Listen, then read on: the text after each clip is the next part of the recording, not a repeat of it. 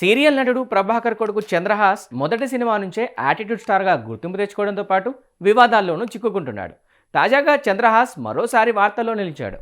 ఫిబ్రవరి 6న విడుదల కాబోతున్న బరాబర్ ప్రేమిస్తా సినిమా ప్రీ రిలీజ్ వేడుకలో అతని ప్రవర్తన తీరు తీవ్ర విమర్శలకు దారితీసింది. మహిళలు, సినీ ప్రముఖులున్న వేదికపై అసభ్యకర బూతు పదాలున్న పాటను పాడి అందరినీ షాక్కి గురి చేశాడు. ఈ వీడియో చూసి నెటిజన్లు అయితే దారుణంగా కామెంట్లు పెడుతున్నారు. అయితే దీనిపై నెటిజన్లు ఓవైపు మండిపడుతుంటే చంద్రహాస్ మాత్రం తన చర్యను సమర్థించుకుంటూ సంచలన వ్యాఖ్యలు చేశాడు.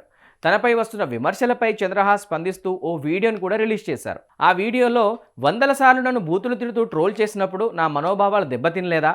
నన్నన్న మాటలనే నేను పాటగా పాడితే తప్ప నేనెవ్వరికీ సారీ చెప్పను అని కుండబద్దలు కొట్టాడు. అంతేకాదు తన జోలికొస్తే పగిలిపోద్ది అంటూ ఘాటుగా హెచ్చరించడం అభిమానుల్లో, సామాన్య ప్రేక్షకుల్లో ఆగ్రహాన్ని కలిగిస్తోంది. సినిమా ప్రమోషన్ల కోసం ఇంతలా దిగజారాలా అని నెటిజన్లు కూడా చంద్రహాస్పై తీవ్ర స్థాయిలో ఆగ్రహం వ్యక్తం చేస్తున్నారు.